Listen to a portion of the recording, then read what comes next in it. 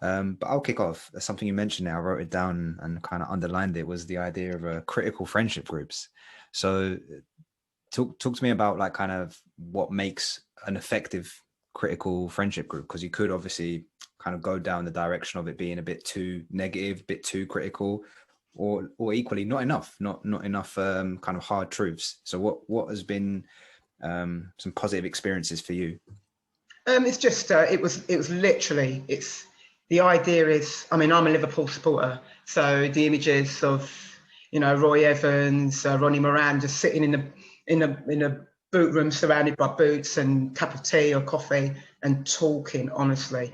So I think it's, as soon as you know that that is the rhythm of the environment, it's literally sometimes just a very casual conversation, and it's a two-way thing, so that it's not a case of I'm inferior to you, so I'm always going to have to listen to your feedback about my session.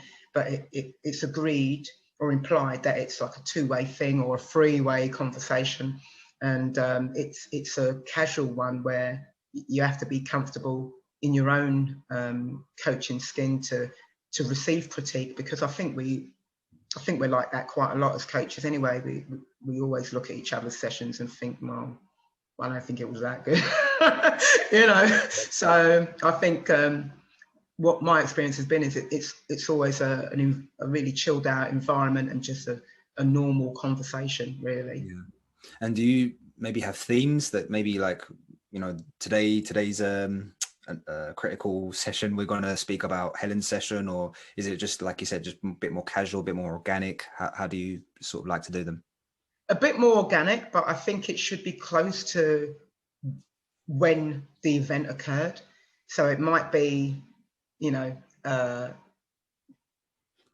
day after a game, and someone might have been at the game, and then on the Monday morning or whatever, Monday afternoon, and that might be the next time that you see each other.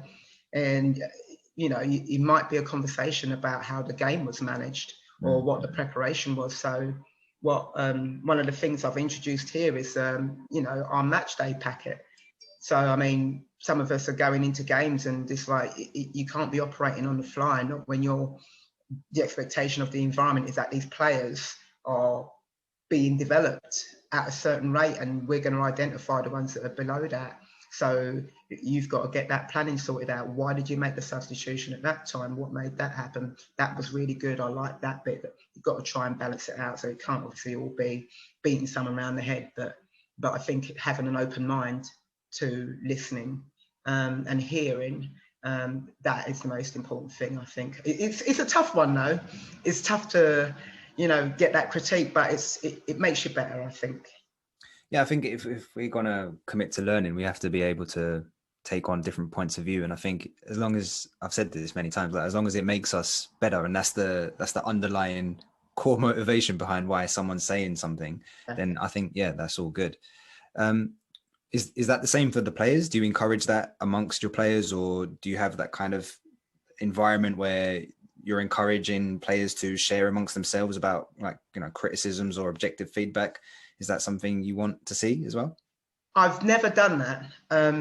What I have done is about the reflection, the self-reflection. So rather than, because they're still young and they're not my child, so where in my home I might foster an environment where we are able to have that, that two-way conversation. With young players, what I've found is it's important for them to take that responsibility from an early age.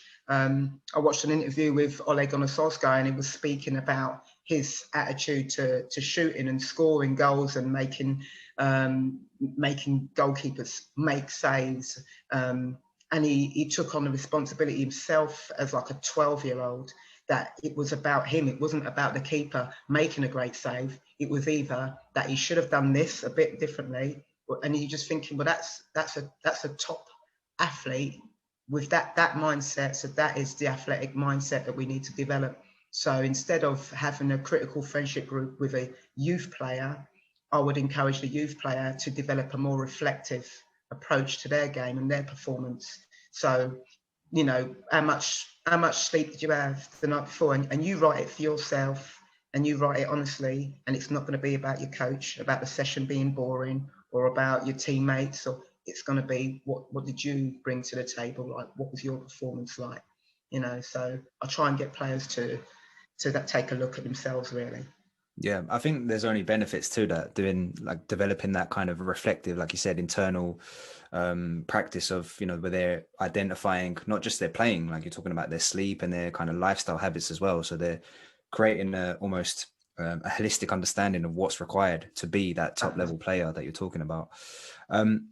Moving on to as they're getting older and they're moving into that professional phase, you spoke about, I think it was like tactical curiosity. So you were mentioning about the Wimbledon example where you were, you know, taken back by how the kids were discussing tactical trends and whatnot.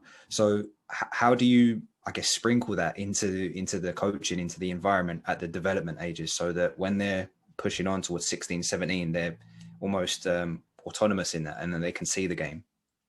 Well, I think it's important because what I find is I've got such a strong personality that sometimes a player or a coach might be like, all right, already. Quite a lot of information. So I'll try to deliver the sessions, be consistent with it, acknowledge mistakes that I've made in my session, but show the rationale behind it. And I always try and emphasize the fact that there's different ways of communicating the picture. So some of us, when we go to coach, we ain't even picked up the tactics board, or we've got a changing room. We ain't put the players in the changing room. We ain't shown them what the session's about. We didn't send them to the session the day before. So they've just shown up, and they have shown up as empty vessels. So for them to start to develop pictures, that picture could have been developed the night before. They could have started thinking about the session 24 hours ago. But if I don't do it and sort of model it, then I understand why a coach might think, oh, that's a lot of information, or a player might think that. So throughout our whole working year, that's the rhythm of how we work. So everyone knows that, you know, what we're working on 24 hours before we start, and all the coaches know, well, this is the session, and the session is accompanied with your tactical ball. You ain't going to just show up with nothing. And where is your session? Why haven't you got it with you? And then you see, it's like, well, this is what I've got, because I'm never going to remember all these points, and I'm never going to remember the rest times. So the best thing to do really is to deliver the session myself a few times and explain the reasons why as best as possible, and admit the mistakes, because sessions go terribly wrong sometimes. Do you know what I mean? So just let it be known that we're all trying to evolve, but you've got to start at least, you know. With your review sort of practice, has that evolved over the years from once you started, and now you've obviously moved across different environments, countries? How has your reflection practice become something that aids you now? Sometimes I find it's got worse. It's got worse, I've found. I mean, in China, what I did was I was given the coaches, they had a reflection sheet. So my reflection was really good. It was a really growth orientated environment. And then I was still bang on it when I was in California. I did it okay in Chicago, but now I've arrived here, I don't do it enough at all. So I think it's one of those things where you just have to keep checking yourself. You do it, but you don't do it in the way that you may be used to. It might just be a conversation with yourself, you know.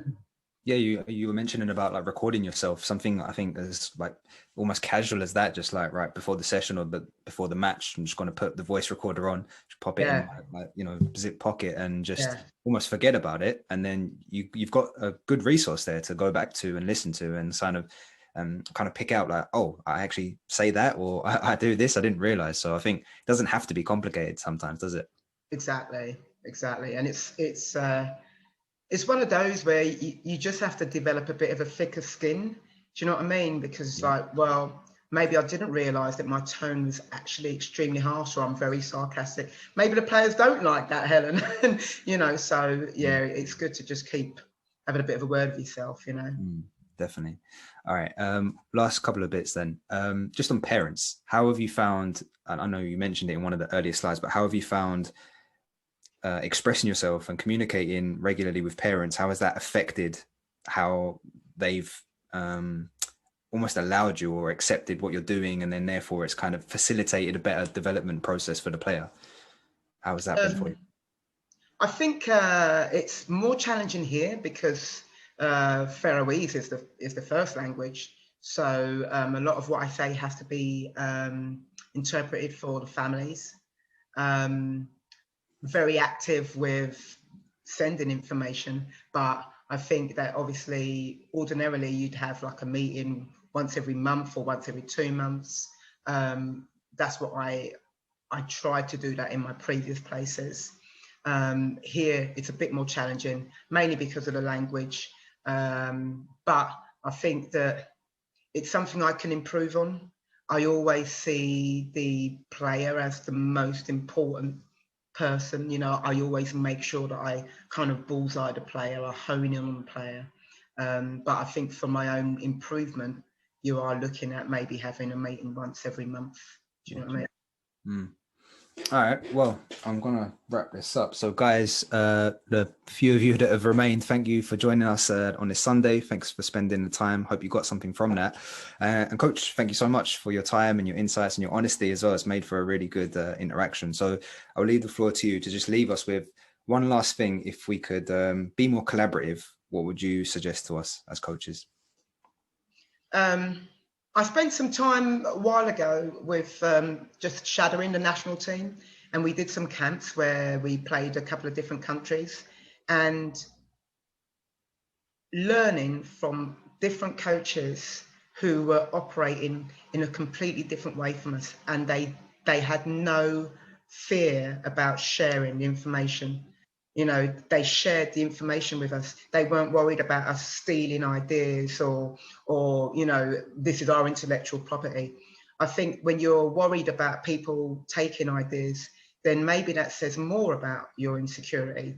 So I think we should try our best to identify opportunities to learn. You know, and I'm grateful for listening to that coach from Holland who introduced me to co-ed football. I'm like, right, okay, I'll get my girls to do more co-ed. So he's educated me big time. So I think learning and by listening and watching others is important. Massive. Brilliant.